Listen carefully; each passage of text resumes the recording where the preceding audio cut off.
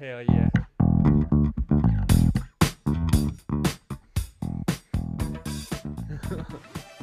It's your boys. Welcome back to Happy Hour, Quick Sixer Podcast. It's your boys, Pat Artist, Drew Pasley. We have a special guest on in a little bit, in a few minutes. But until then, we can introduce a little some beers. You know what I'm saying? Ooh, let's go. You know, returning them heavyweights, Drew. That Lagunitas Brewing Company. Yeah. You know, this is actually a weird episode because this is kind of like it's sponsored but not really. You know what I'm saying? Yeah, that's true. It's not sponsored by Lagunitas, but our special guest has something to do with Lagunitas, and the fact that they actually gave us a care package. Our special guest gave us his care package, and we'll talk about that a little bit later. And we're getting to try some Lagunitas beers that he supplied us. Yeah. So you know, we about to bring in that energy, but you know, I got to hit you on the what you gonna? We got 4 beers, and you know what? I'm just gonna go ahead and lay it out. You know, go for it. I was waiting for you, boy. Go ahead and had me that daytime. You already had one? That Lagunitas daytime, because I was like, you know, 98 calories. It's 4%. You know what I'm saying? It's a breeze. Ain't gonna do nothing. This that daytime IPA though. And I gotta say, bro, you know, 3 carbs, 4% ABV, 98 calories. Bro, I could drink on these. I know, you could go for it. Yeah. It was actually really good. I was kind of surprised. Not because, you know, it's fucking Lagunitas, so like I'm not. It's gonna be good. Yeah, but for sure. I was just like surprised at how good it was. You know. Yeah. Also, you know, it's got that blue tab.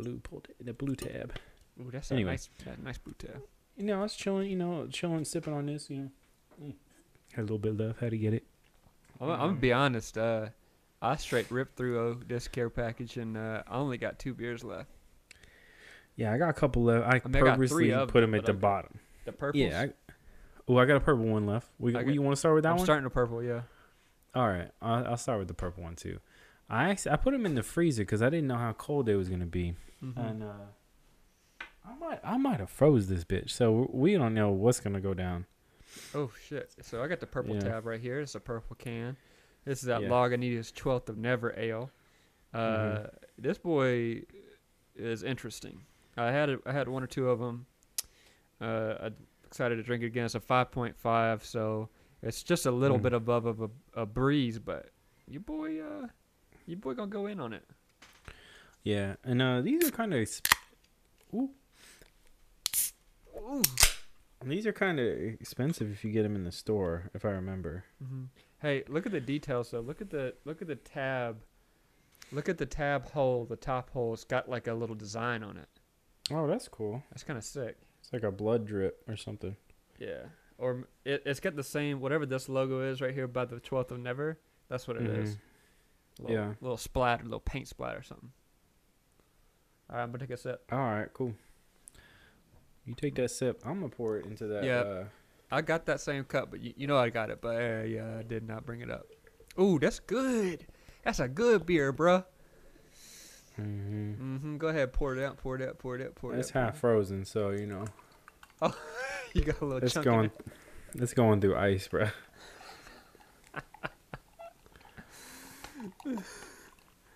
It's a slow pour. Come on, little bruh.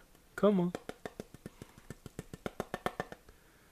We'll revisit this. Pour it all into one later. Oh. But that's most of it. Oh. Did you hear it? Yeah. Oh, bro, you're trying to freeze and stuff. Yeah. So my shit's frozen a little bit. But that's nice, you know. Little beer slushy. Anyway. Yeah. Drew has a special guest. He knocking at the door. He been knocking at the door. And then we're gonna let him in a minute, but bruh, so I was sipping on that daytime IPA, right?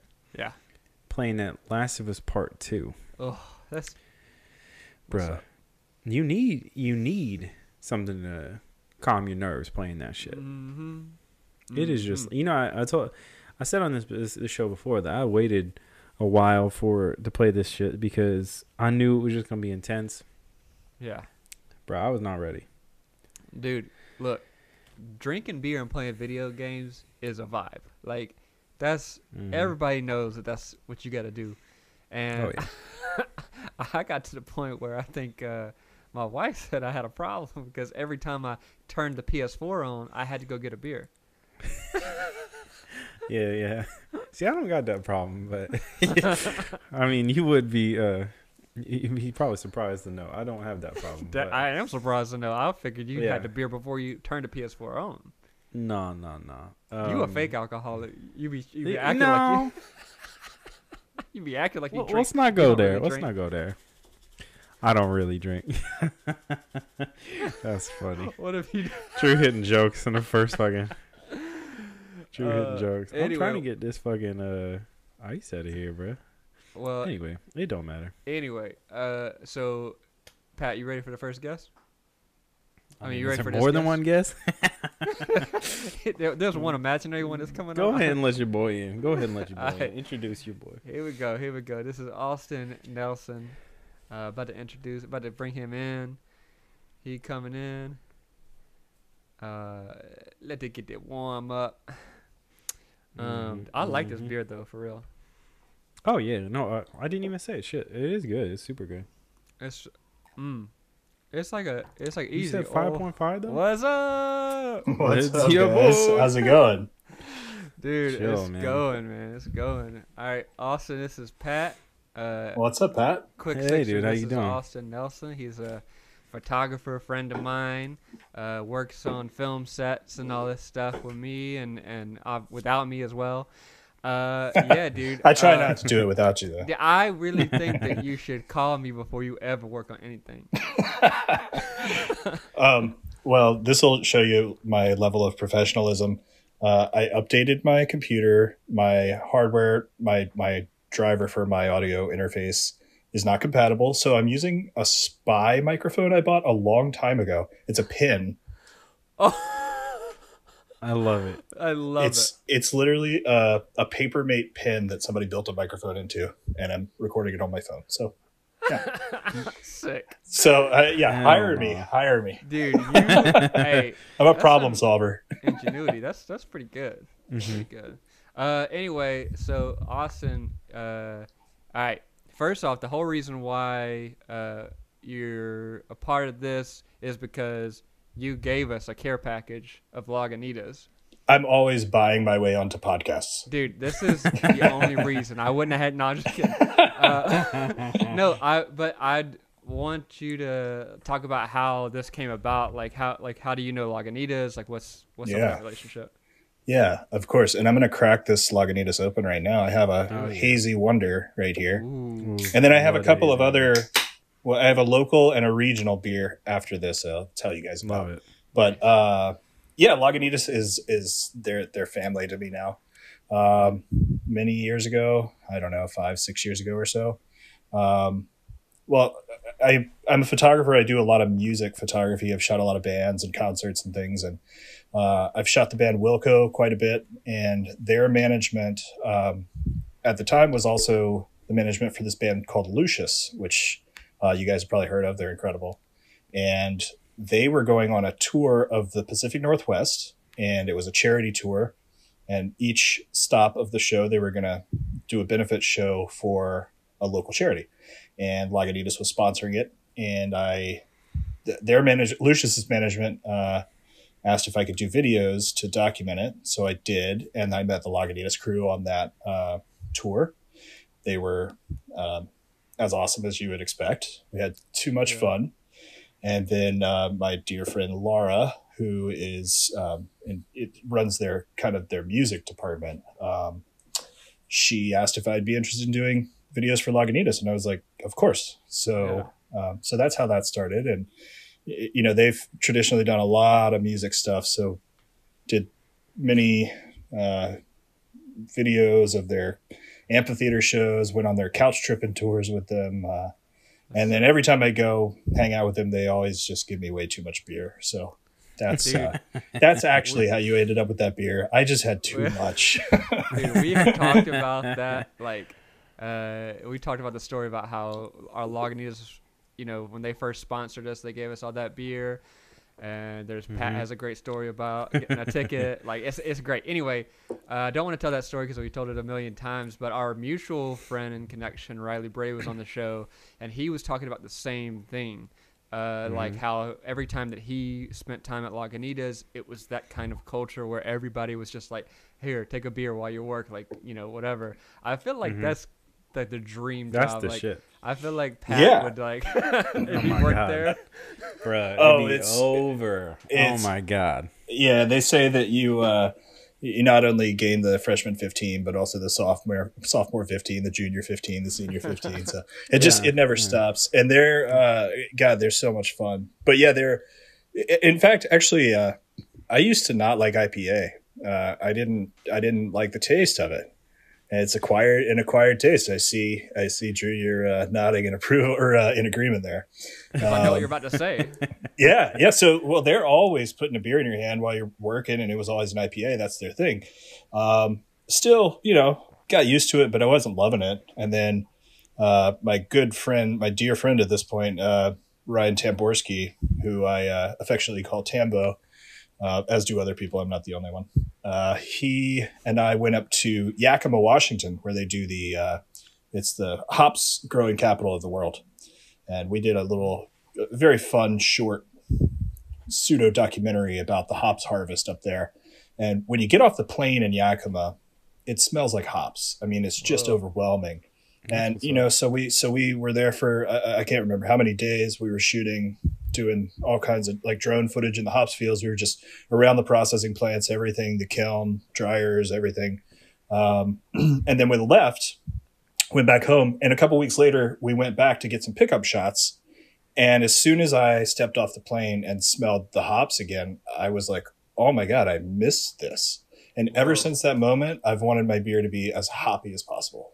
And it's definitely an acquired taste, but once you acquire it, there's no real going back. So. Dude, that's a much better story than I thought you were going to say, which mine was Drew's is basic.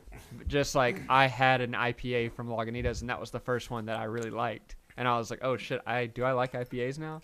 But I think I just like Lagunitas stuff. But anyway, so that's pretty dope.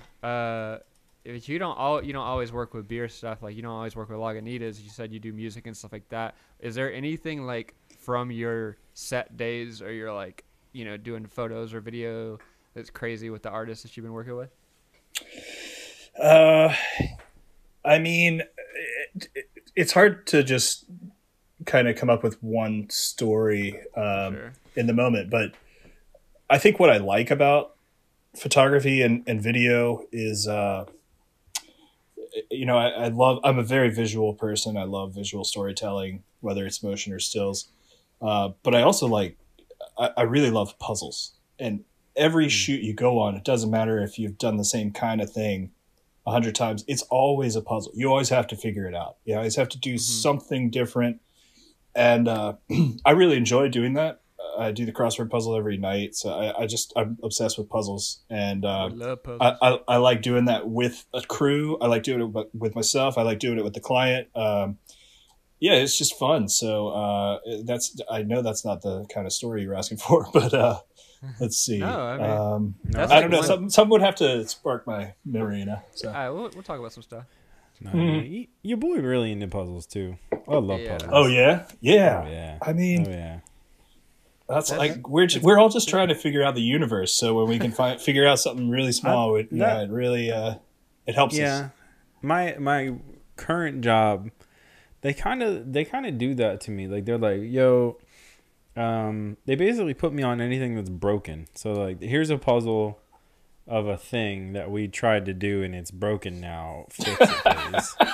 So it's like, it's kind of I kind of worked it into my job somehow, but I feel like that's awesome, man. The critical thinking on a set is one of the most like underrated things that you need as a crew member, because like people think that, okay, well, you're talented, you can do this, you can light well or whatever, but if you can't like solve problems in the moment, you're not a good, you're not good at your job. Asset. Nah. Yeah. No, that's true. That's super true. I mean, you know, hiring people that is so like when I was doing when I was producing, that was like the thing that people would ask, like, all right, or producing or production managing, whatever. They always be like, all right, so what crew do you want on this shoot? And like that would be like the first thing you have to think of, like, all right, well, what's the shoot that we're doing, and who can actually handle what we're gonna have to do? You know, you'd be like, definitely not Drew.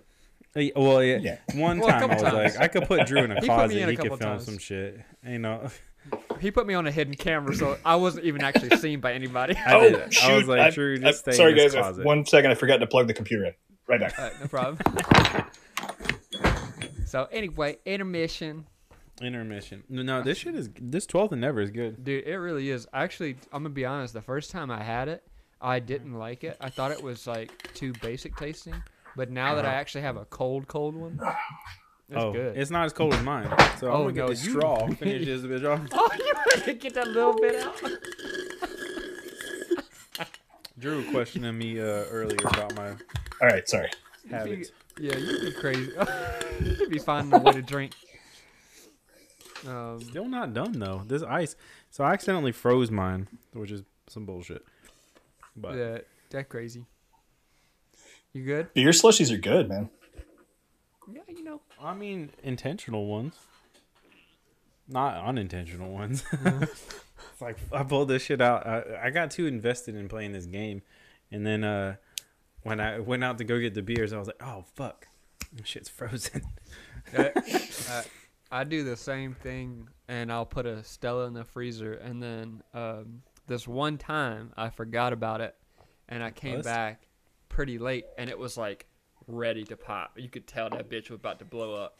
It was like right at the edge. I was like, oh shit. But when I drank it, I was like, this is a good beer. A little beer slushy. Yeah. Oh man. How you guys feel about beer?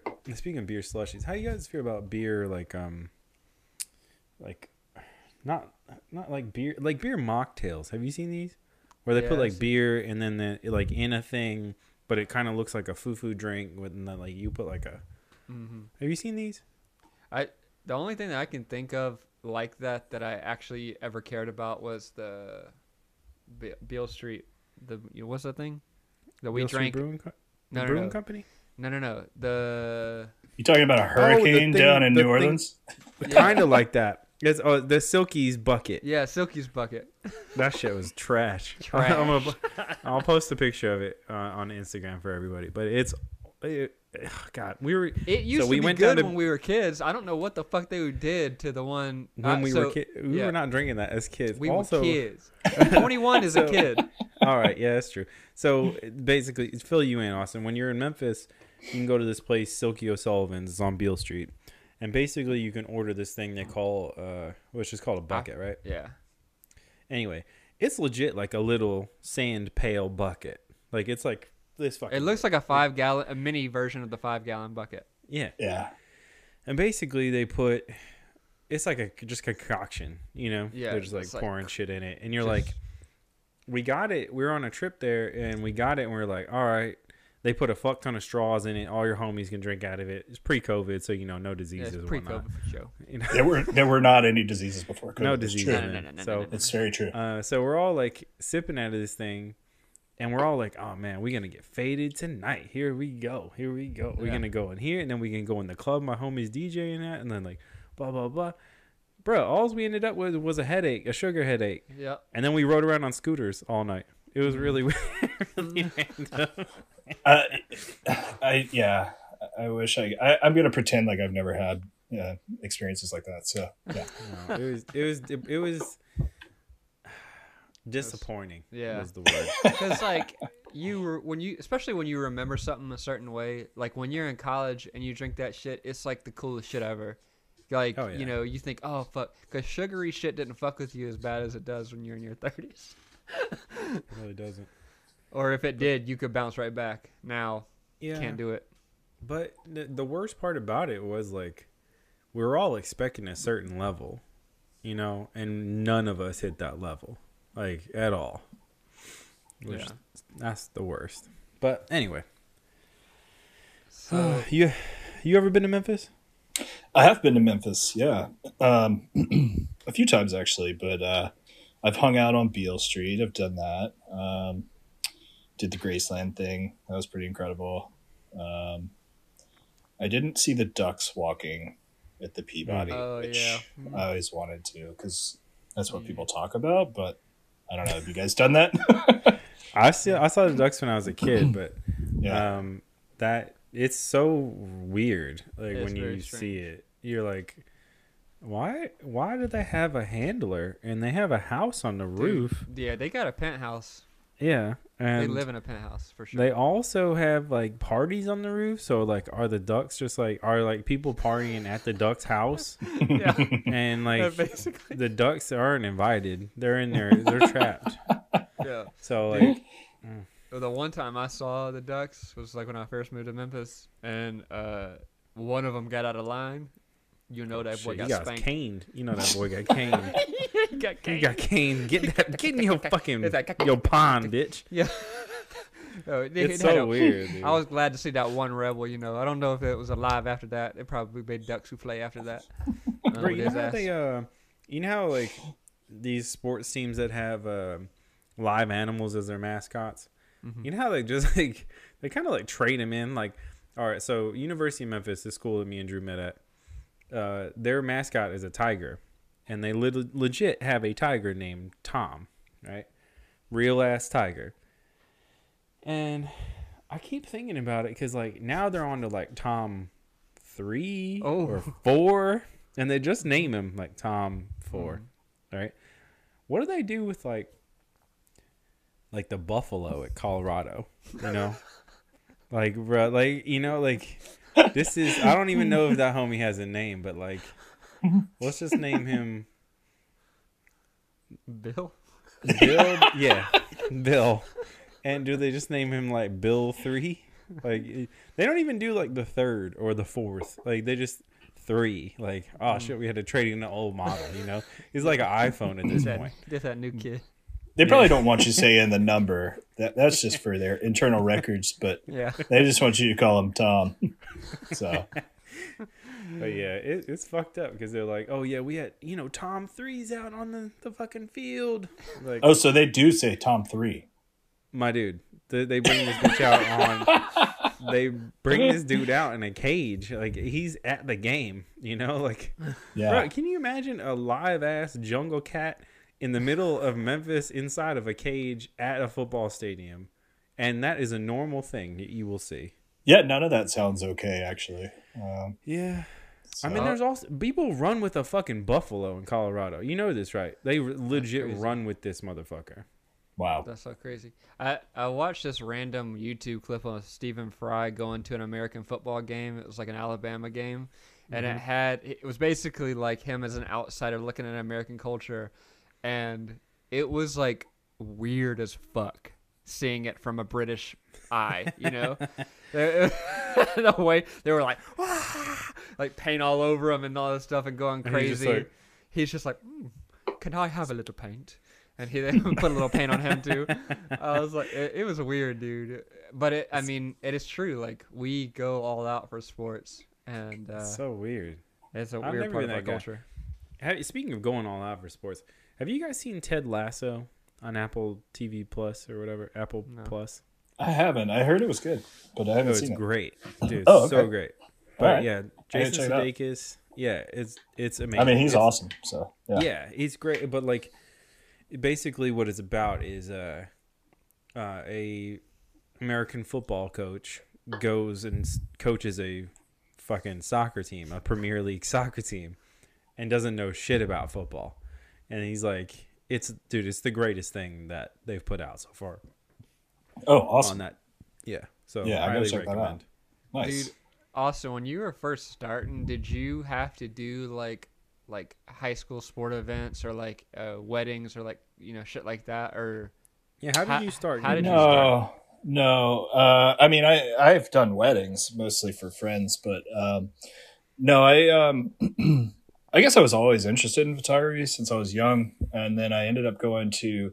I really never cared about the important schoolwork. I just loved all the extracurricular things like anything to do with art and music. Ended up going to college for music, and then started a company after that, and then ended up selling that, and then going to grad school for photography. Wait, you started a company? Like, what do you mean? Like that seems. Yeah, so that after was way too off the cuff. Yeah, you can't just say you started a company and sold. Starts a company. Well, I mean, whatever. We weren't listed. We weren't on the Fortune 500 list or anything. But a good friend of mine who one of my best friends, and we played in bands together and stuff. After college, we started a company. And this is a long time ago. I'm pretty old. So we started a company. It was CD and DVD duplication, printing and packaging. So it was like for bands to release their own discs and stuff. But it was like just before that was like kind of going to become obsolete in a few years, Yeah. And then we kind of transitioned into doing a lot of screen printing because we were doing like a lot of merch for bands and things like that too. So eventually we were just like, this isn't what we want to do for the rest of our lives. But great learning experience. We learned a lot, had a good time. And then we both went back to school. I went to grad school for photography. So I was always a little more interested in kind of the fine art side of things. But then after grad school, trying to figure out how to make that a career that could sustain, all of my, just paying the normal bills and stuff. So, so eventually, trying to figure out how to do the commercial thing, advertisement kind of stuff, things like that. But I also went on tour after grad school. I went on tour playing in a band for, I guess about 3 years. And then, we good run. Yeah, it was a blast. Great dudes that I was on tour with. So much fun. And I could take photos, because we were touring in a van. We could just kind of pull over and take photos. And my favorite stuff is like Americana road trip stuff. Very much in the vein of like William Eggleston, who's actually from Memphis or resides there now. And so that was great. And then my friend and I made a record, and we put our heart and soul into it, blood, sweat, and tears and everything. And went on tour to promote it and stuff. And then we had good press. We had good, Michael Jorgensen from Wilco plays on a few of the tracks. Cool. It was a fun record. We were proud of it. And then, we got the check from like the streaming services for the first quarter, and we got a check for $40. And so we were like, okay, I think we have to get jobs. Oh my God. So then we had actually both ended up in LA, and it's been great though. I mean, I've loved being in LA. I love it there. I've had great gigs. I've met great people, have made good friends, and then have had some of my older friends from different stages in my life move out there as well. So it's a great place. I feel like I know a lot of people now with that story, especially like people who moved to LA, either were a part of music or was in a band or toured or something like that, and have ended up in this field. Like a buddy of mine that I work a lot with, he was exactly the same. Like he moved out to LA just to be in a band and like make it and all that stuff. And then when it didn't work out, or like when something wasn't happening, he was like, I think, do you know the company Line 6? Yeah, the amp company, yeah. Yeah. So he got a gig. Like they randomly asked him, hey, do you know anybody that does video, or can you do like a video for us or whatever? And he was like, yeah, I can do it, not knowing shit about it. And he fucking like, that's just how his career started. And now he's like doing crazy shit. That's awesome. I mean, that's how like most people's careers start and that shit. I'm gonna switch beverages. So we got. I got. I'm gonna open a new beverage as well. I've got. I'm going to this brewery in Asheville, North Carolina. Wicked Weed. One of the most famous. They are pretty delicious and a regional favorite for sure. I got the Lieutenant Dank here, which is. Lieutenant Dank. That's a fire. That's good. Yeah. That's fire. What's the ABV? Yeah, what you got on there? I think it's 6.5. Yeah, 6.5. All right. Drew, you going next? Yeah, I got this little. I got that little something. Oh, that little something. That little shouts out to Austin for this. That's 7.5, I believe. I know your boy gonna be a little tipsy. You're getting crazy. So, I can't tell if this shit's still frozen, but I'm still gonna go for it. But anyway, this is that Lagunitas 2021 Hitter Series, born yesterday, pale ale, fresh hops, unfiltered joint. You know what I'm saying? Courtesy that, as well. That's 72. And just to let everyone know, you might be at the tail end of where you should be drinking that one. What are you talking about? Freshness wise. Oh yeah, 100%. Yeah, but okay. I mean, I'm aware of that, but I'm more concerned of if I really fucked it up with the cold. But we'll see. Nah, you'll be fine. You'll survive. It just won't taste as fresh as it did in beginning of November. So I know. Funny story. The reason why you got all these beers, the job that you were doing for them was making like a little promotional video for their non-alcoholic beer. Yeah, their IPNA. Yeah. Dude, we had some at your place, and I gotta say, for a non-alcoholic beer, it was pretty good. I think it's pretty tasty. I really, I took a few cases home with me, and I kind of tore through them. Wow. Because I like drinking beer not to get a buzz or anything, but I just really love the flavor. So it's kind of nice that I can have something that has a little bit of that hoppiness to it. It's tastes, it's crisp, it's refreshing, and has a good flavor. But if I need to do some work or whatever, or just not keep drinking delicious beers because I enjoy it, then I'll have a couple of IPNAs, and it's great. You go. Yeah, this be quite tasty. Is it still delicious? Yeah, and that's more fresh than I thought it was gonna. Honestly, that's probably my favorite Lagunitas that they bottle and put out on the shelves. My favorite is definitely the Hazy Wonder. Hazy Wonder is great. Yeah, that's the one I just had. Yeah, that's the one I have on deck after this.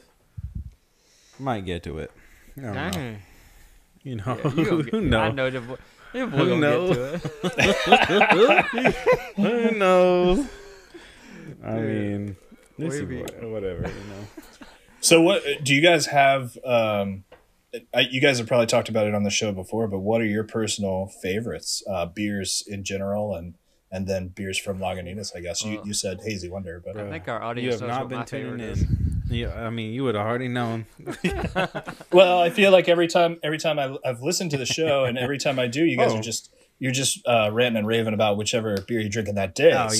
So I haven't heard the overall favorites. Although I think Drew's is Stella. That's correct. Yeah. Drew's is 100% Stella. Dude, I almost got to the point where I was like, I don't know if I'm a beer drinker or I'm a Stella drinker. Like that. That's how specific I've gotten. That is definitely a vibe for Drew. Mine's been changing up, honestly. It's Bearded Iris. Don't stop. Well, the company right now that I'm really fucking with is Bearded Iris in Nashville. So I don't know them. Oh my god, where are you at right now? I'm in Charleston, South Carolina. Ooh, love that. We actually, you know what? South Carolina, shout out to South Carolina. They be listening to us and shit. So I'm about that state right now. But yeah, Bearded Iris in Nashville. I went on this little quest to try to get them to sponsor the show, and it was not a little quest. It took a while, and by a few months into the show, like doing this new branded thing, we finally got them to throw in and like do it. And I sent it to Drew. Drew wasn't a huge fan, but your boy is a huge fan. And well, I think that they sent me the wrong kind of beer for me. I think if they would have given me the other kinds of beers, but they gave me like the sour, like not, I don't know if it was a sour, but it was the fruity ones. You got 2 sours, I think. Yeah, I got like 2 sours, and I was like, I'm not a big sour guy, but that's not Bearded Iris' fault. No, the thing is about them though, they turn out a new beer like pretty frequently. Like it's pretty crazy how like their production process, and like all of it's good, but it's Drew doesn't like sours really. So, but the IPAs they're churning out. Bruh. Is that their specialty? It's got IPA. I mean, they're like they're one you can buy anywhere here. It's called Home Style, and Home Style IPA comes in a black can, black and gold. And, bro, oh my god, are you in Nashville or Memphis? Oh, in Nashville. Oh, okay. Yeah. Right. Oh, I'm repping you guys too. God, I love shit. You know, I love. Oh, we Nashville. got a Gibson on. Nice. I know this bitch always talking to me. Oh, you don't got your Gibson shirt on. Drew sent me some Gibson shirt. I sent him some Gibson shirts. I got some swag from the showroom. It's nice. I told him I tell him I keep wearing them too. They're nice. They feel nice, and I'm just good, like, yeah. That Gibson shirt look good. It look good on you, dude. Look at that. Gold, you know what I'm saying? Yeah, gold. I always think of you as my gold boy. You know what I'm saying? Yo, like the golden goose. You know. I'm excited to get back to Nashville when all this, when everybody's safe and vaccinated and stuff. Oh, absolutely, man! I want to go see that new Gibson garage they're building out there. It's like a fan experience at the Gibson factory. Mr. Mark Agnesi heading that up, and I'm excited to see that. But I've been to the factory a few times, and man, it's like Willy Wonka's for me, you know. Yeah, you should go. You should get like a tour or something like that because it's crazy, dude. I'll wait for you guys to come through. I ain't going. We'll give you a tour. Yeah. I'm not. Yeah, but I mean, actually, like we have any clout at all. But yeah. Well, I mean, honestly, I probably would have met you like 6 months ago, or a year ago. Nah, fuck, dude, time, fucking time. When was the last time you were here, Drew, and you were like trying to get me on that shoot? Well, was that a year ago? That was November 2019. Yeah. So, anyway, I would have met you then, but I was like, bro, I got a job, full-time job. I can't be doing. Dude, Austin. I can't do it. So, Austin was one of the first people to start the video production of Gibson. Am I right? Like, you guys...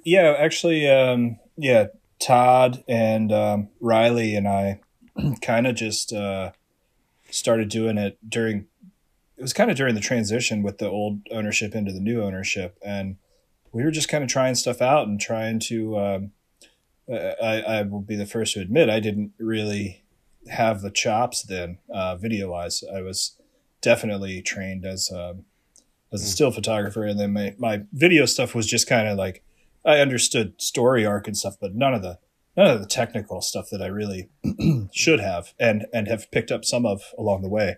And, and I've kind of come and gone with the Gibson thing because I'm freelance and I have other things coming and going. And for a while I was busy with Lagunitas stuff. And when Drew and, his crew came in and Patrick and some other folks, they really stepped up the game. It's just the stuff looks so good now, and it's so awesome to come back in and see the difference. Of course, I would never tell them how good it is because they're a bunch of assholes. You can't.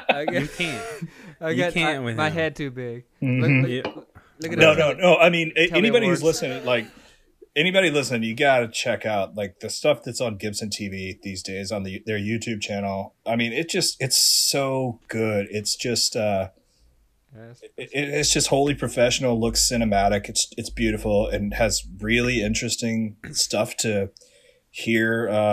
Stories from your favorite music, heroes, the legends of the industry. So it's pretty cool. I was surprised, and that's all Drew. No, it's not.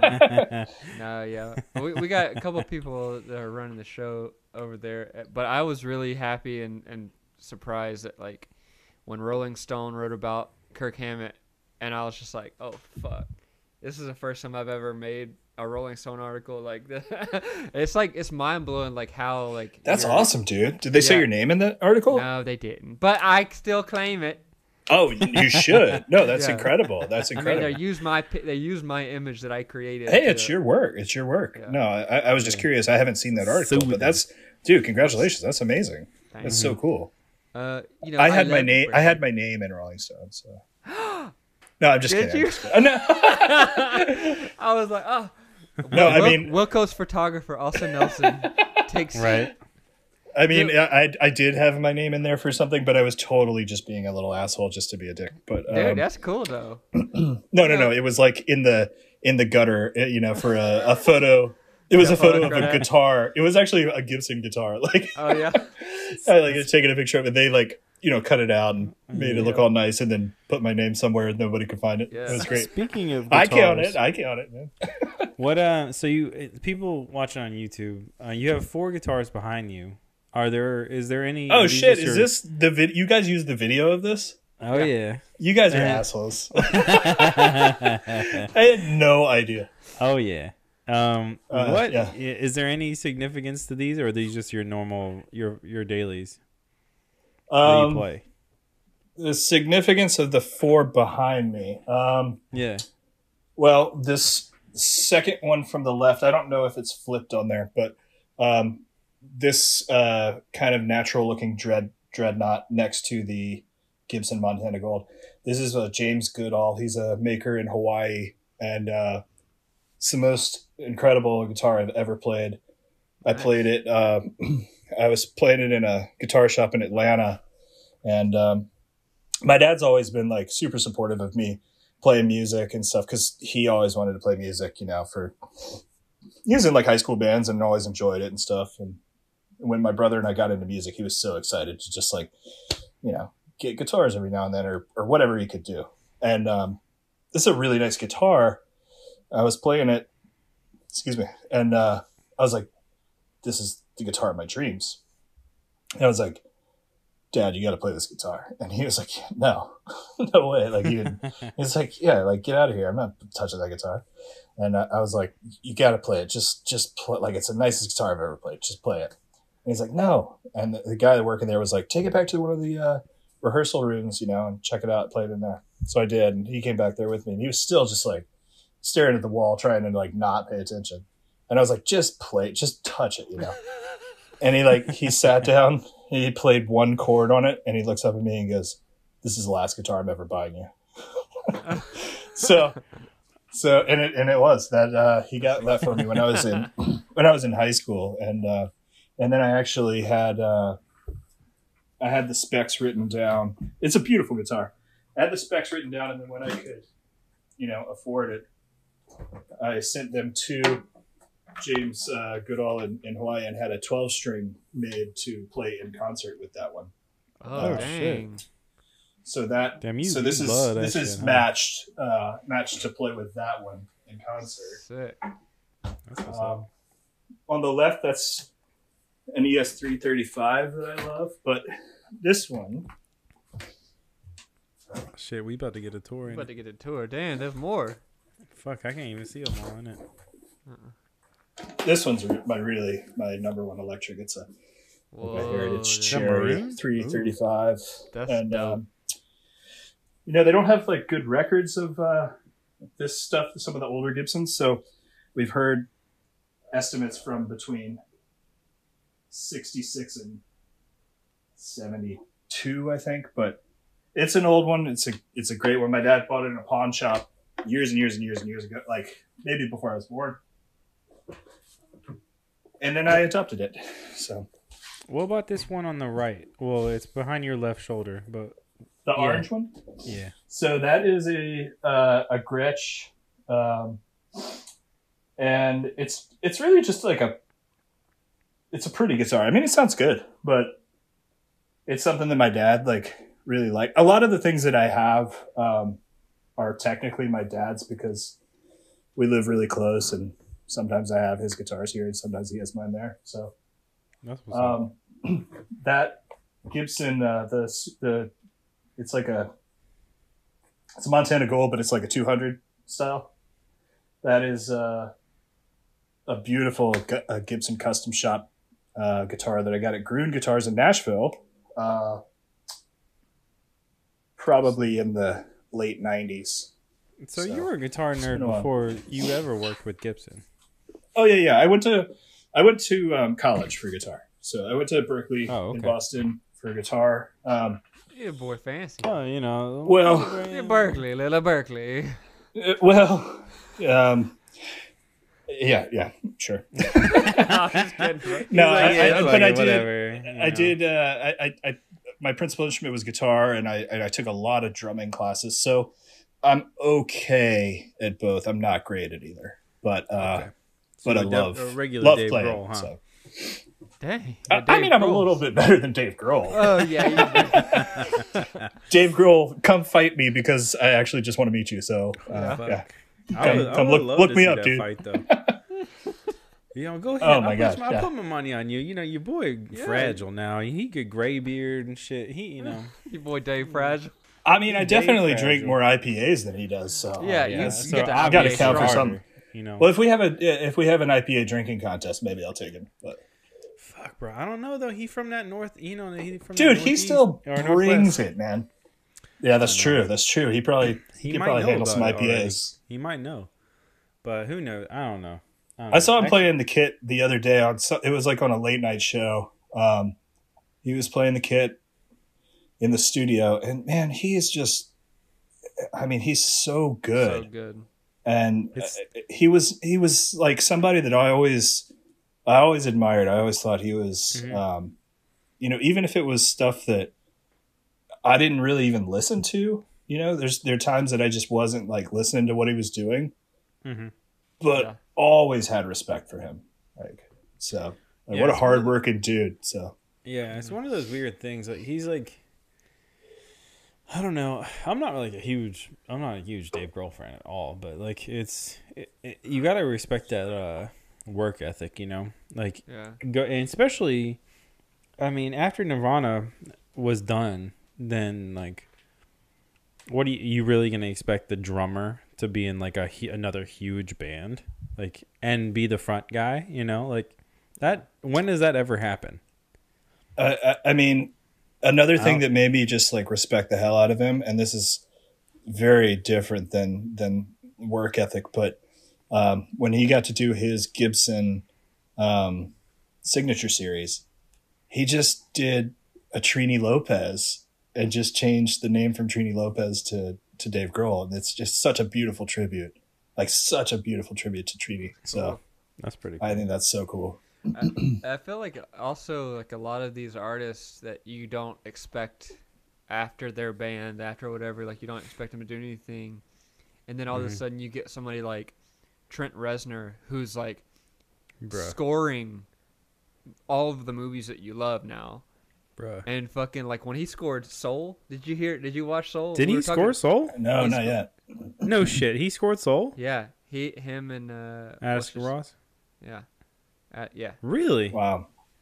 I didn't know that. Dude, Soul hits though. Soul made me think about my whole fucking life for a second. It really does. I was like, "Oh, fuck me!" Like, so this will be a fun thing for you to look out for if you watch it also. But like there's somewhere where they're walking by a store, and they have like in the background there's a poster that says "For Sale 9-inch Nails." No, like it says, yes, it does. That's awesome. It's a little Easter egg for Trent Reznor. And, bruh, that's awesome, bruh. There's a show. Speaking of Trent Reznor, real quick, there's a show on Netflix called what's it called? I forget what it's called. But anyway, it's about specific songs. Okay, and it's like this dude, this producer guy. I don't know what the fuck he does, but like he'll get like the masters of these songs and bring them to the artist and like break them down in front of them and like Song Exploder. That's it. That's what it is. Song Exploder. Yeah, it was a podcast and it's just I think become a TV show. There you so and I jokingly put on our list of topics that we should talk about other podcasts. The Song Exploder is awesome. Yeah, that is awesome. So seeing it, I didn't know it was a podcast. So now I'm going to go and check that out. If another recommendation podcast though, I was on this road trip recently listening to Office Ladies for The Office. Fire. Oh, anyway. I like it. I enjoy that one. Yeah. Bro, their shit there goes a little too long sometimes though. I'm like, bro, you got a 22-minute episode. You stretching this bitch to 90 minutes? Like, come on. But anyway, Song Exploder. They go and they rip down Trent Reznor's Hurt, right? And right? Like Am I getting that right? I haven't seen the show yet. I only know the podcast. But that is the song, right? The one that Johnny Cash covered. Oh yeah. Okay, cool. Yes. So they rip it down, and it's fucking nuts. Like, they make him listen to like the demo of just his voice track, and he like cringes. He's like, "Fuck me!" Like, God, I was so much less successful then. Oh my God, and this man's like got Oscars and shit now. I'm just like, come on, man, dude. But anyways, go and check out that show. That shit is amazing, and the fact that it took like, I saw another thing where they were maybe it may be on that show, but it took like 6 different listens for Johnny Cash to say, okay, I'll do it, to cover that song. Like, they had to like show him different versions of the thing. And Drew, for Catherine's sake, there is a section of that particular episode where he gets to sing "Hurt" with Bowie. Oh, and he is fucking freaking out. Like, apparently Bowie was like his personal hero, Yeah. And he is. If you ever thought you'd never see Trent Reznor happy, like with a smile on his face, go and watch that clip, because his fucking grin is ear to ear, but he's still like in a ripped off no sleeve t-shirt, sweaty as fuck, like never been as sweaty in his life. And he's just like, oh my God, I get to sing this depressing song of my hero. Oh my God. So I had heard that one of the things that Johnny Cash was like bumping up against was the "I wear this crown of shit," which he changed to "I wear this crown of thorns." I don't remember where I hered that, but it was. I should probably look things up before I say them on No. television. That's the best part about this show, honestly. Bruh, every time you guys don't have like a legal team that no. You're looking at him right here. With me. I legally am accepting the backlash of this. We get you guys so ripped to pieces every time we release an episode, and like we keep trying to tell people, like, look, we are drunk as fuck at the end of the episode. You can't blame us for the dumb shit we say. But then they'll call us out on like the beginning of the episode and we'll say something wrong. I'll be like, fuck you. I mean, as your attorney, I advise you to get an attorney. No, I'm gonna crack open another beer here. It's this is from a local brewery in Charleston. It's called Edmund's Oast, and it's a fantastic restaurant, and they also brew some delicious beers here. And this is Bound by Time, and this is an IPA. Yeah, it's a beautiful artwork. Edmund's Oast. Yes, Oast, I believe is I believe it's like a kiln for hops, or it's some kind of heating apparatus. I don't know. Yeah, I think it's a kiln. Good? What's it taste like? Oh, it's delicious. It's delicious. Okay, it's cool. Go ahead and take that sip. Yeah, go ahead, sip that. It's sort of like, they don't say it's a hazy on the can, and I haven't poured it into a glass, but it tastes really juicy and kind of tropical, like a hazy usually does. You get a little bit of like pineapple. Speaking of hazies, you know what I'm saying? Yeah. You better get that hazy out. Ooh. Oh yeah, hazy wonder. Oh, so this is pretty fucked up that you guys didn't tell me this is going to be on TV. So TV. Oh man. Yeah, it's gonna be on. This is going on Gibson TV. Oh, of course. Yeah, I told Drew. Y'all got your ring lights set up, and I don't got a ring light. Looking all professional. No, Drew definitely has a ring light. I got a little soft thing going on here. I have a giant light because when I turn it off, I look blue as fuck in this thing. Like, it's crazy. Yeah. I see the three of us in the corner. I don't know what people can see when you post it, but there we are. Yeah, I definitely just look dark. Yeah, I kind of look purple. Yeah. I mean, it's all it's good. Fine. Though. Dude, I don't care. Here's the thing. I look better in the dark. Our YouTube audience, there's like 11 or 12 people, so don't worry about that. Everybody listens to us on iTunes. But, yeah, it's very... It's a very important 11 people that watch. Yeah. No, this is what's crazy. Like our first 2 seasons, we had 100,000 listeners, 5,000 episode. Second season, you had 5,000 episodes your first season. No, 5,008 episodes. Like it was I know you jackass. So no, you was a jackass. I was in the middle of saying something. Anyway, I'm so sorry. What I'm saying is, we had a bunch of people listening. Second season. Wait, so Drew, sorry, what were you saying? No, I'm still talking. Then, like, after all of that, no one follows us on social media. No one fucking goes to our YouTube page. Like, it was just, like, weird. It's like, okay, you like us on iTunes. You can rate for us on iTunes. Like, we got a bunch of ratings and all this stuff. Yeah. It's like, no, nobody gives a shit. They just want to listen to us on iTunes, which is fine. I mean, it's but cool. We give you good tidbits. If you Google the YouTube videos, there's some funny shit that happens. I mean, damn, Drew went off, huh? I just watched a YouTube view. Damn. All right. It's funny. Some platforms just don't translate to followings on other platforms. And, I mean, and some content works on some platforms and not on others. So that's true. Drew bullshit. You know, we also got a Patreon. We got a spread. We got a shop. You know, all this shit's linked to you. You got merch. We got merch. What? Go and check out the YouTube page. And oh my god, on the top merch right, on YouTube. Oh yeah, go ahead and check out that YouTube page. I'm going to. It's got on the top right. You can see our Patreon and our merch shop thing. It's pretty cool. That's awesome. You guys are. It's all new. You know, all super new. We trying to get rid of all the other jobs that we have. Yeah. Do y'all have business cards yet, or? Yeah. We did. Oh fuck. Do I have it?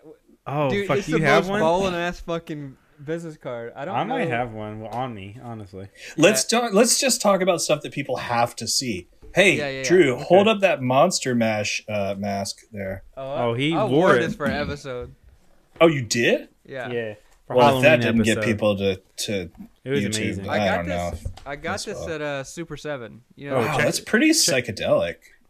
Yeah. The colors on my computer, that looks like really like crazy, neon kind of crazy. Yeah. So I know. Also, I know you're into pops music, but are you into hip hop or rap or anything? You know, Ish? not a lot. I'm not knowledgeable about it. I will say, the stuff that I do like is the stuff that seems more musical to me. I fucking love Outkast. I think they're like, I mean, hip hop or not, I think they're one of the most incredibly talented groups that's ever existed. Okay.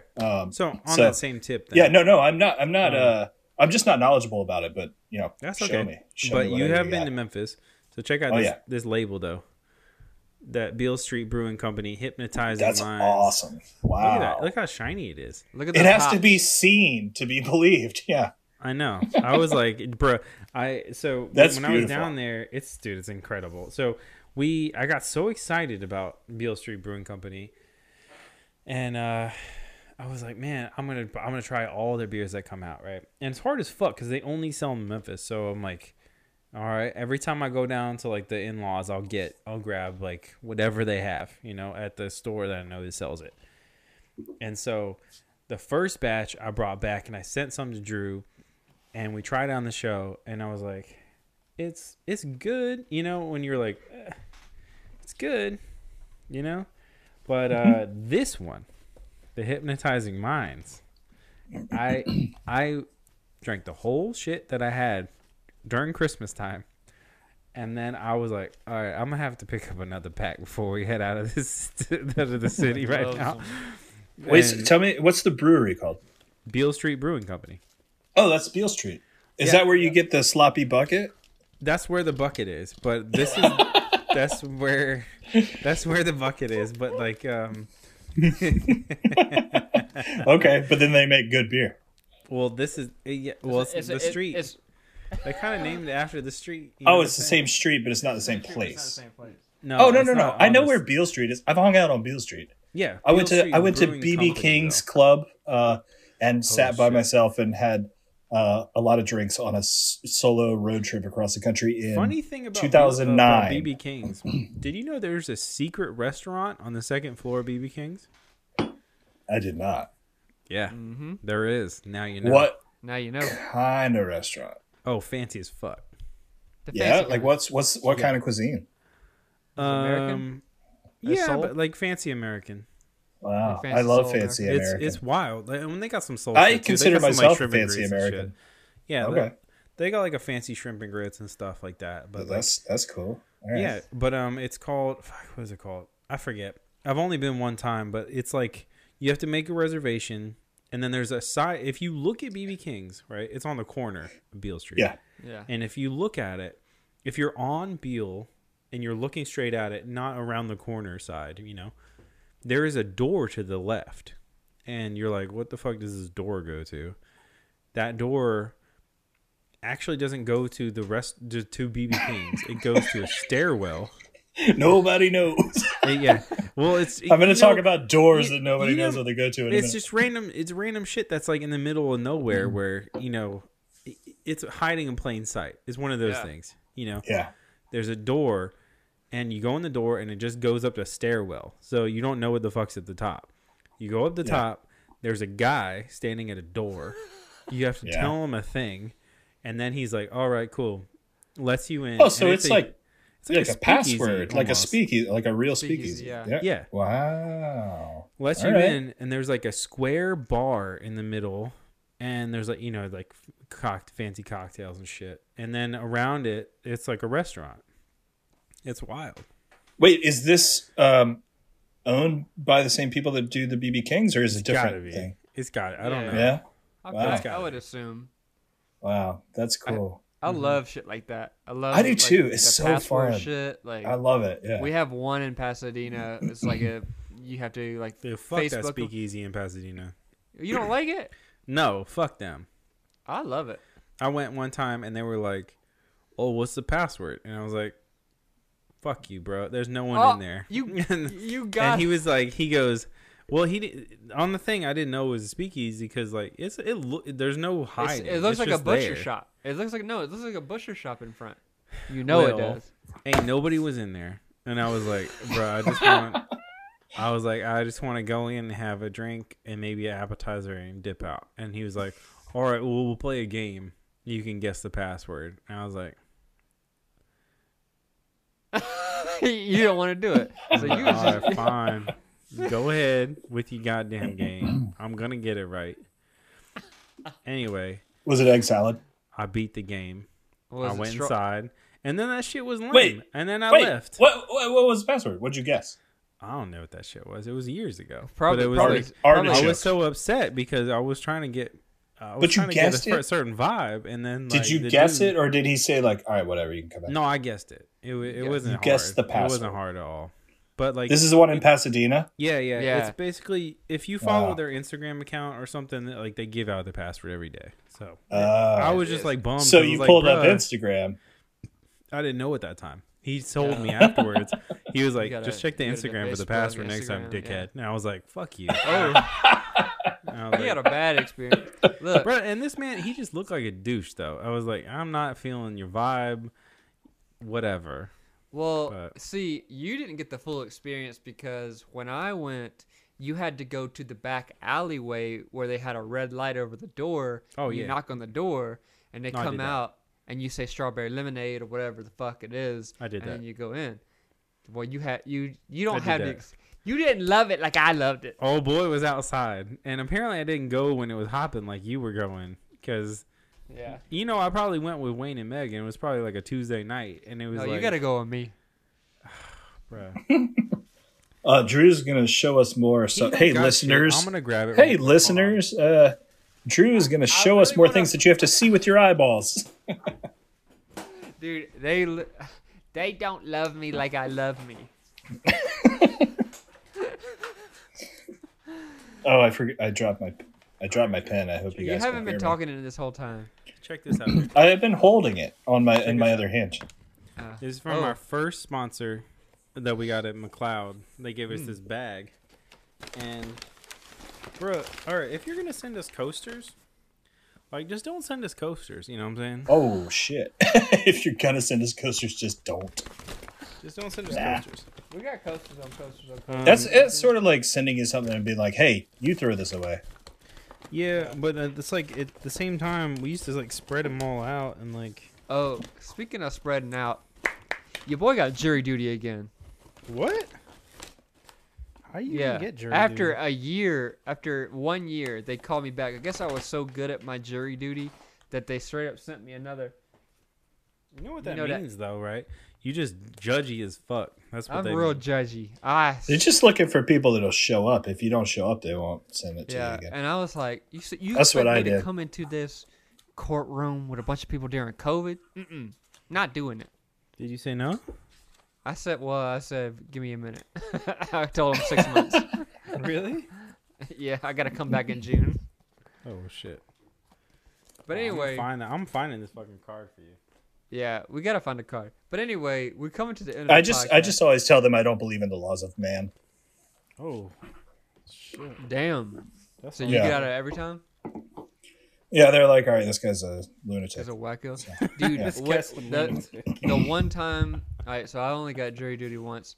And one time I went, we were all lined up, got in the seats, all that shit. And then all of a sudden, when the judge called and said, okay, I'm happy with this group of jurors, this one dude straight up got up out of his seat. He's like, no, please, no, I can't do this, please. And he was like begging, like, and there was like other people that were just like, no. And I was like, damn, it's like you just got sent to prison or something.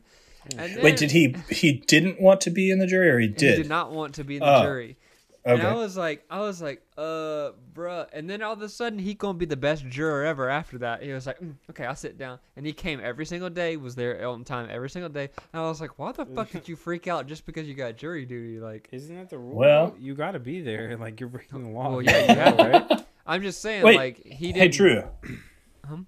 Did you win some Emmys or so? What do you got up there? You got some. I got some Telly Awards. What are Telly Awards? It's like the Emmys for commercials. That's amazing. Wow. Thanks, you got 3 of those. Is it for the same thing? One. They just accidentally gave you 3 of them? No. That's what I said. One is for the process for Gibson. What? The process. So the editor for the process. And then the other 2 are for a commercial I directed and edited. What was that for? For Wink, the wine subscription company. Have you heard of Wink? I think maybe. It's like it's like a subscription, a wine subscription company or whatever. I made a commercial for them and got some awards. I'm surprised that the stuff that Todd and Riley and I were working on for Gibson didn't win any awards. Yeah? Damn. No, I'm not. Not at all. Wait, Pat, I can see your butt. Pat, your butt. I see your butt, baby. Oh, yeah, I see that too. Yeah. Look at that jiggling. Looks good in that ring light. Anyway. Boy, please don't tell Pat he got a ring light. No, I know. I can see the reflection of the diffusers in both of your glasses in the back. You got glass on your face, and you got glass on your bookshelf. Oh my God, this man's. Don't ask him what's in that bookshelf. He got DVDs. Oh, what is in that bookshelf? No, don't ask him. Don't ask him. We gotta see it. YouTube's gotta see it. Yeah. The listeners have to see what you have. Nah, bro. They ain't gonna happen. It looks like it's just a bunch of floral print pillows. Yeah. No. Anyway, it does. I'm gonna show you the card real quick. I have it real quick. Oh, he has it. God damn! Please show me this goddamn card. Anyway, so I'll say, you got any highlights from 2020? Who put that on the topics? You know your boy did. I was just like, you know what? I mean, some silver linings to 2020, right? Because, I like the. Here's another podcast I really love. Oh, look at that. That was the card. That was the card. Wow. It's cut out. Oh, I love it. The can. I love that. Anyway, I like that a lot. Another podcast that people should immediately stop listening to this one and go check out is. No. There you go. Oh, sorry. Is Conan O'Brien Needs a Friend, which you guys have probably heard. But the one. This up and coming kid from Brookline, Massachusetts, Conan O'Brien. Oh fuck!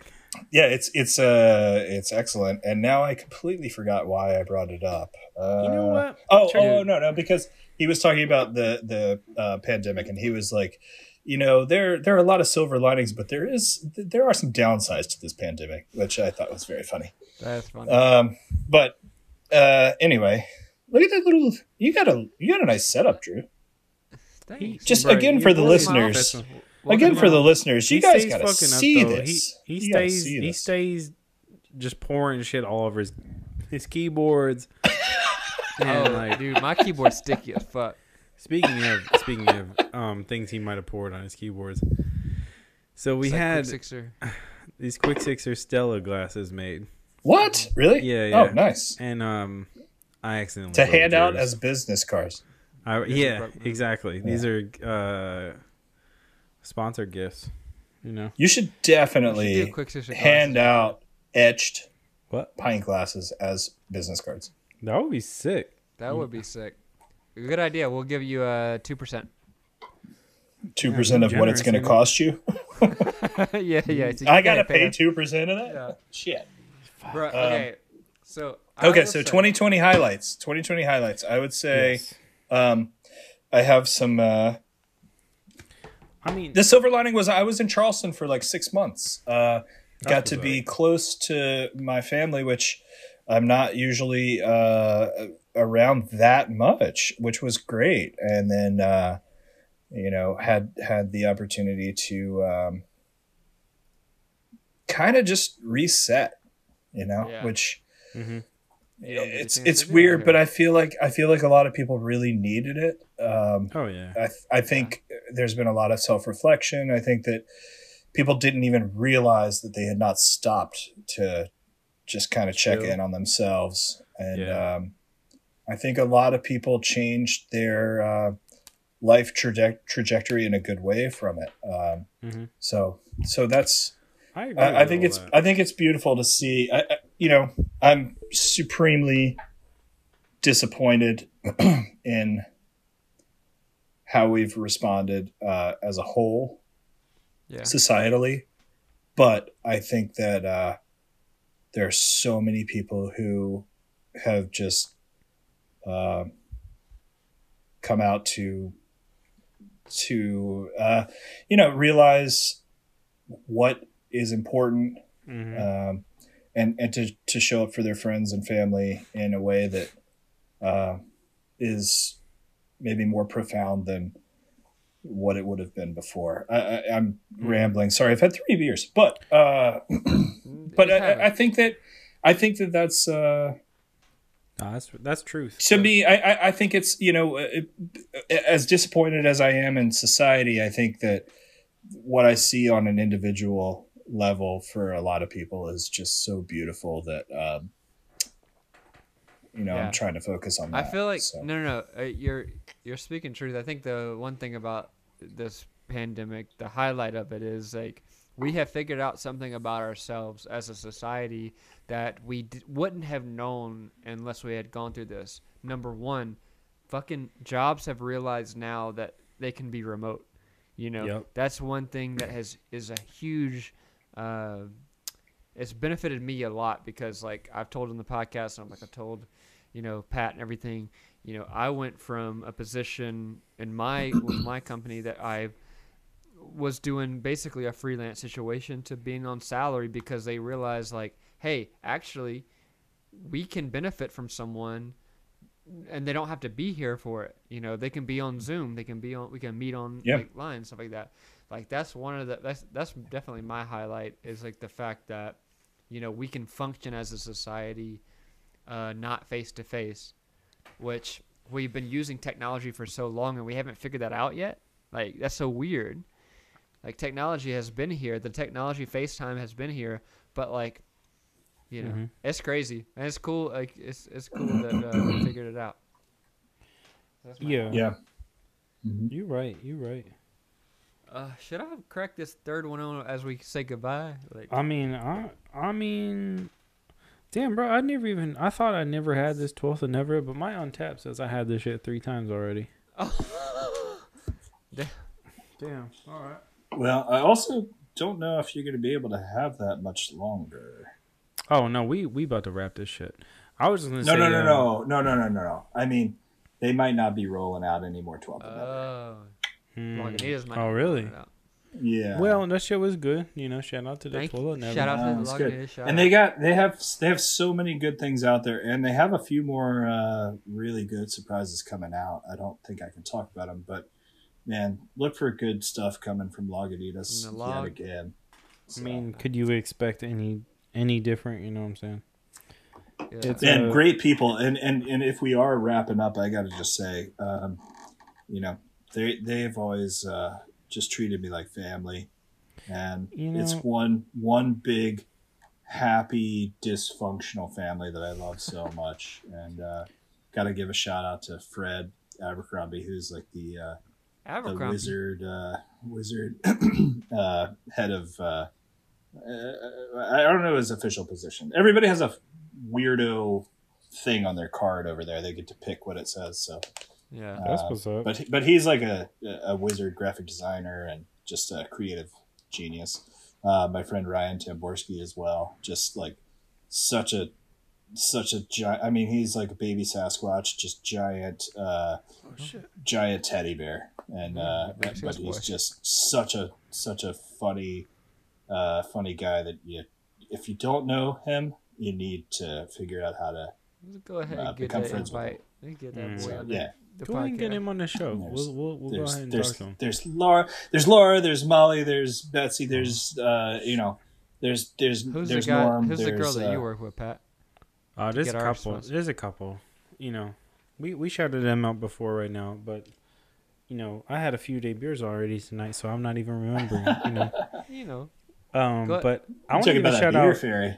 Oh, with the beer fairies, we've had 2 beer fairies. So shout out to all the beer fairies all across the world. Speaking of, but Michelle and Sarah specifically. Yes, actually, yes. They're the shit. Who's the current beer fairy? I forget. It's not. I think it's Sarah. No. That sounds right. And Michelle sounds like the old beer fairy. Yeah, she got promoted. The old beer fairy. That doesn't sound good. Well, she's also senior beer fairy. Senior beer fairy. Yeah. Yes. How about this? But she's also very young. She's much younger than I am. So. And they're all delightful. That's the thing. Dude, that's the most important thing. I think, bro. I'm gonna transition careers, like for real. I need to be a beer fairy at like some other place. Who says beer fairies can't be males? Anyway, nobody says that anymore. No one should say this. So, but what I'm saying is, I think I will be great at that job. You know what I'm saying?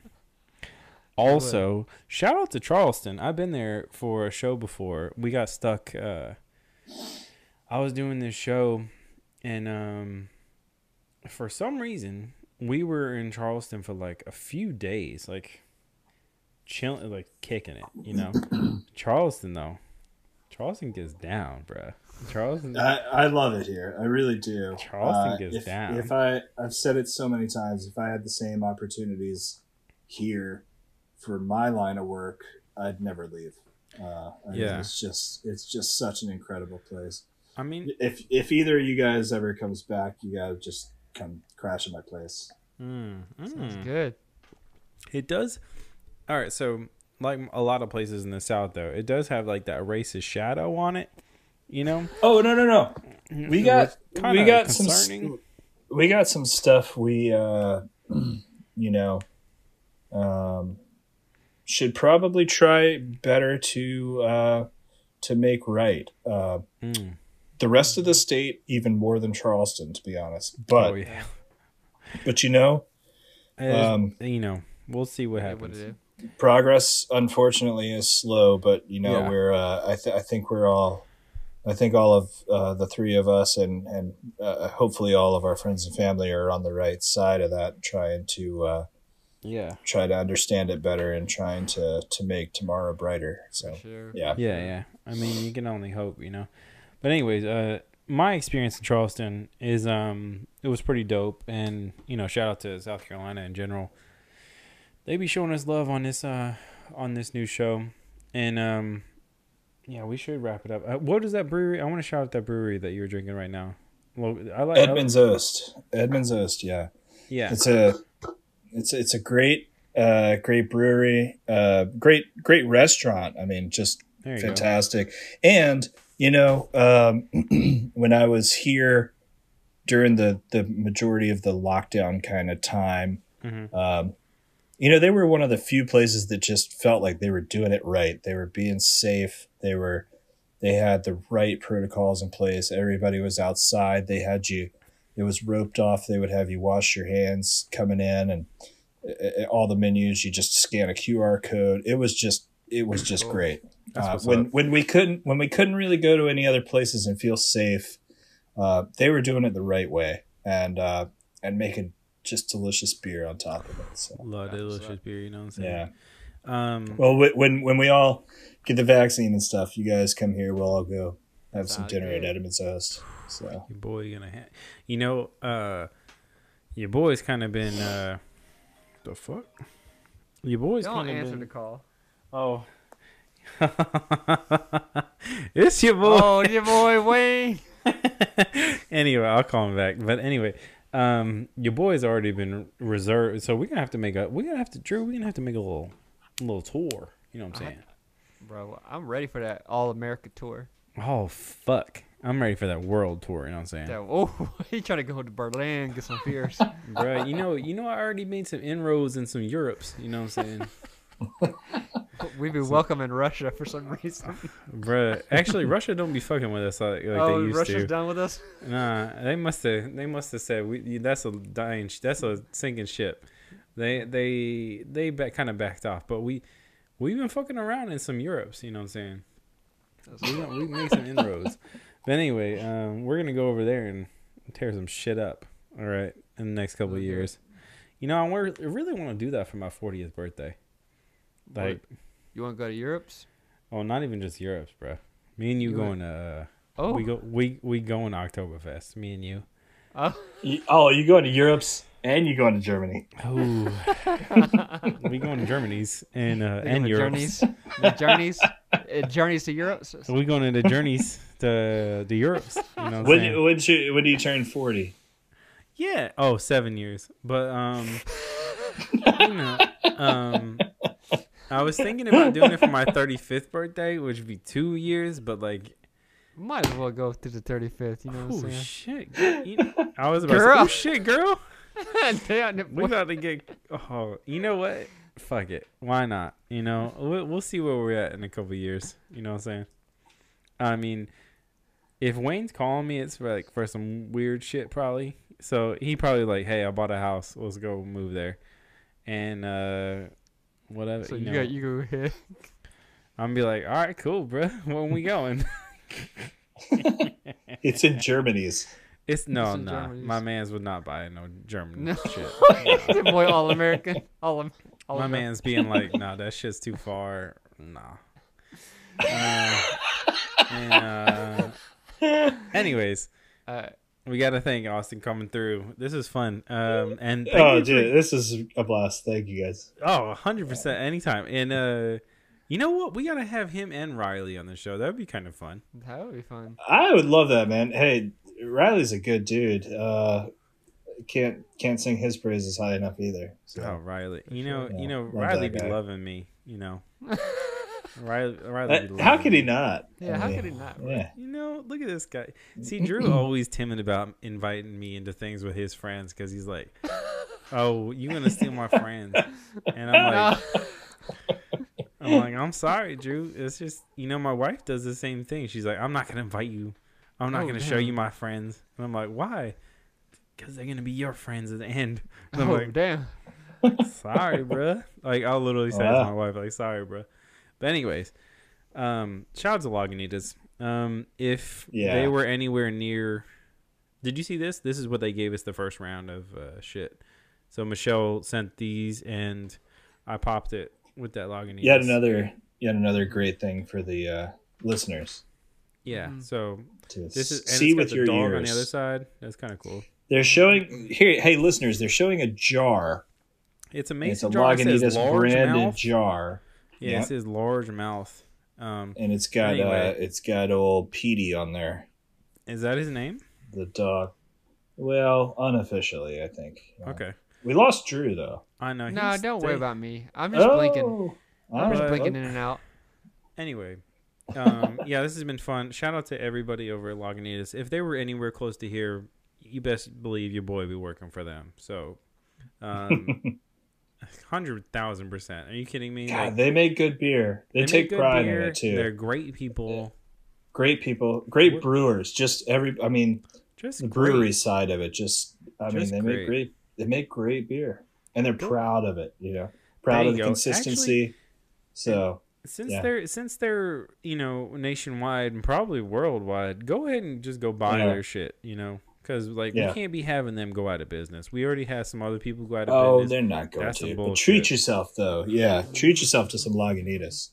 Go ahead and go get you some Hazy Wonder if you can find it. Just get the classic IPA if you can. That's the Lagunitas IPA is what brought IPA to the masses. That is why we say IPA instead of India Pale Ale. So go get you some. I know. You know what? Drew has said that story many a time on this show about that's the thing that he turned IPA IPAs. I'm okay with it.